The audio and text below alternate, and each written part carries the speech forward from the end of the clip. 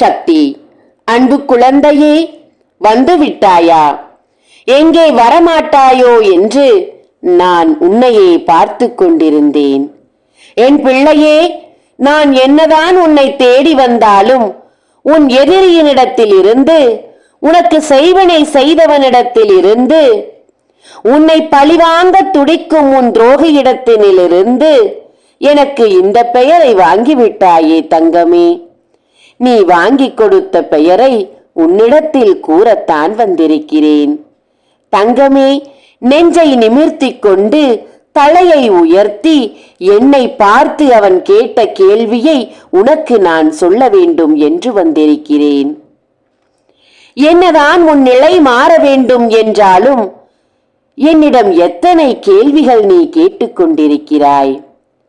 உனக்கு நல்லதை நான் செய்ய மாட்டேன் என்ற நம்பிக்கை உனக்கு இல்லையா? நான் உன் வாழ்க்கையை சீரழிப்பதற்காகத்தான் உன்னை தேடி வந்து கொண்டிருக்கிறேன் என்று என்னையே சந்தேகப்படுகிறாயா? உதட்டளவில் என் மீது நம்பிக்கை இருக்கிறது என்று கூறினாலும் உன் உள்ளத்தில் என் மீது நம்பிக்கை இல்லை என்பதை நான் புரிந்திருக்கிறேன். யார் யாரையோ நீ தேடிச் சென்றாய் உன் வாழ்க்கையில் உனக்கு தீர்வு கிடைக்க வேண்டும் என்று. ஆனால் அவர்கள் அனைவருமே உனக்கு கொடுத்தது துரோகத்தின் அடையாளத்தை மட்டும்தான். குடும்பத்திலும் உன்னிடம் அனுபவித்த நன்மைகளை தனக்குள் வைத்துக் கொண்டு அவர்களிடத்தில் இருந்து உனக்கு கிடைத்தது துரோகம் மட்டுமே மிச்சம். நல்லவன் போல வேஷம் போட்டுக்கொண்டு புன்னகையோடு உன்னிடத்தில் இனிப்பான வார்த்தைகளை பேசி உன் கைகளில் இருப்பதை அனைத்தையும் சுரண்டிவிட்டு உன்னிடம் ஒன்றுமில்லை என்று தெரிந்த பிறகு உன்னை திரும்பி கூட பார்க்காமல் இருக்கும் அவனையெல்லாம் நம்பினாயே. இந்த ஆதி பராசக்தியை நம்புவதற்கு உனக்கு என்ன கஷ்டம் தங்கமே? கவலைகள் இருக்கத்தான் செய்யும், பாடுகள் இருக்கத்தான் செய்யும். கெட்ட மனிதர்கள் ஏன் என் வாழ்க்கையில் வருகிறார்கள் என்று நீ கேட்கலாம். அன்பு பிள்ளையே, கர்மா என்பது அனைவரது வாழ்க்கையிலும் இருக்கத்தான் செய்கிறது. வசதி வாய்ப்புகள் கொட்டி கிடந்தாலும் நிம்மதியில்லாத மனதோடு பாரமான இருதயத்தோடு வாழ்ந்து வரும் என் குழந்தையே, உன் கைகளில் வசதி வாய்ப்புகள் இருந்தாலும் போலியான உறவுகளைத்தான் உன் கண்கள் பார்த்து கொண்டிருக்கிறது. வாயளவில் உறவாடும் உன் உறவுகள் மனதளவில் மிக கொடூரமானவர்கள் என்பதை புரிந்து கொள்.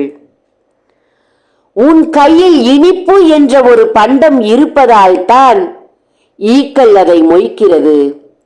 அந்த இனிப்பு பண்டம் என்பது உன் கையில் இல்லாமல் போய்விட்டால் நீ இன்று இருக்க வேண்டிய இடம் புதை மண்ணில் புதைந்திருப்பாய்.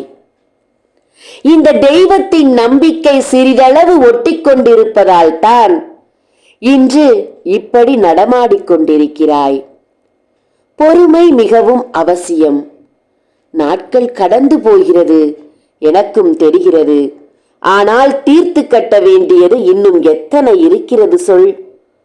உன் வாழ்க்கையில் அளவில்லாத கஷ்டங்களை கொடுத்து தாங்க முடியாத பாரத்தை முதுகில் தூக்கி போட்டு ஆறுதலுக்கு கூட உறவுகள் இல்லாத சூழ்நிலையை உருவாக்கி உன் வாழ்வை இருளாக்கி அமர வைத்திருக்கும் அவன் என்னை பார்த்து சொன்ன வார்த்தை இன்னும் என் செவிகளில் ஒலித்துக் கொண்டிருக்கிறது.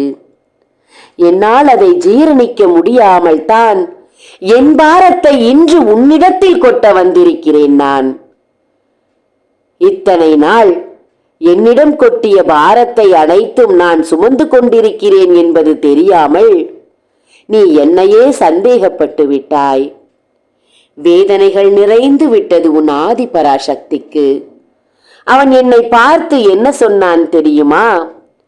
உன்னை என்னதான் அவன் கும்பிட்டாலும் அவன் தீய சக்திகளுக்கு அடிமையானவன்.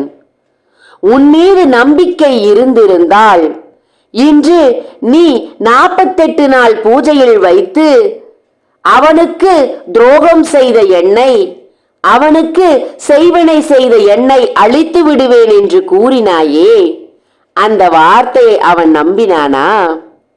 நீ என்னை அழித்து விடுவாயா? உன்னை விட மிக சக்தி வாய்ந்த தீய சக்தியை என் கையில் வைத்திருக்கிறேன்.